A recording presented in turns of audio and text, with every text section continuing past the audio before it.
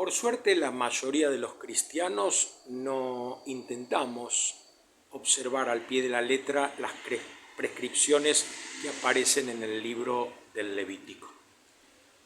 Aunque con cierta preocupación veo que algunos cada tanto, sobre todo en determinados temas que se ve que les interesan de modo particular, vuelven a insistir en la necesidad de observar lo que ahí se dice. Y yo siempre a estas personas les digo, bueno, si vamos a observar algunos mandamientos, algunas prescripciones, preceptos del Levítico, tenemos que observarlo todo. Y creo que no nos conviene. Por ejemplo, en cuestiones alimentarias. No podríamos comer un chorizo, una morcilla, frutos de mar o determinados animales que ahí están prohibidos. Y no podríamos hacer un montón de cosas que ahí se prescriben y que nosotros ordinariamente hacemos sin tener problemas de conciencia.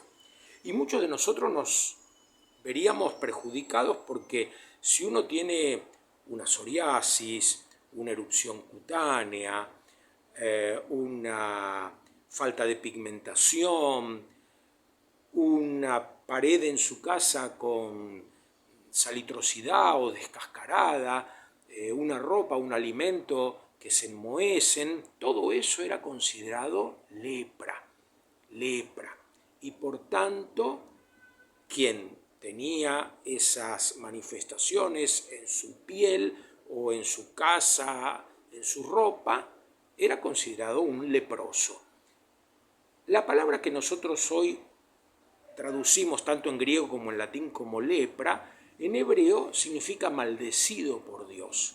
Entonces, más allá de la fenomenología en el organismo humano o en las construcciones o en los bienes materiales que eran considerados leprosos, se sumaba a esto el ser considerado impuro, maldito por Dios. Y por tanto la persona llamada leprosa debía vivir apartada, debía vivir fuera de la comunidad y hacer saber cuando alguien se acercaba que él andaba por ahí para evitar el contacto y el contagio, porque la impureza se contagiaba.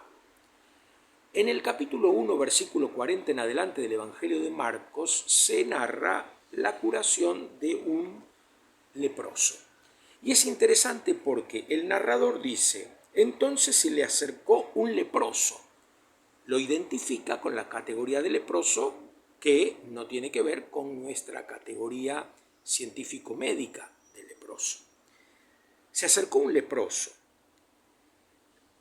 para pedirle ayuda y cayendo de rodillas le dijo a Jesús, si quieres puedes purificarme. No le dice si quieres puedes curarme de la lepra, sino que el leproso internalizó y asumió que era un impuro y por tanto así se presenta a Jesús.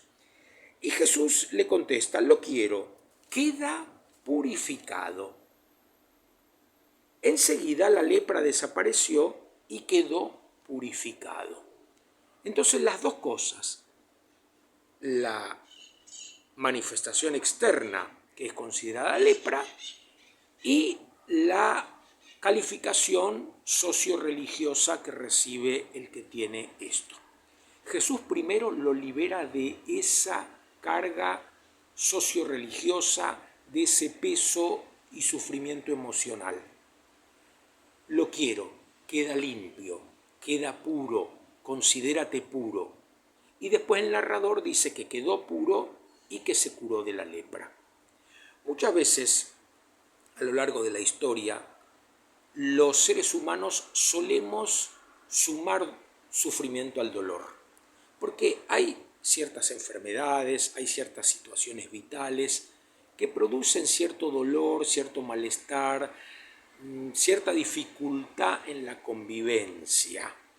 Cuando se espera que una persona, por el solo hecho de haber nacido con una genitalidad determinada, por ejemplo, se comporte, se vista de un modo y no lo hace, y ahí se causa dolor. Supongamos una persona que nace hembra y que es demasiado inquieta.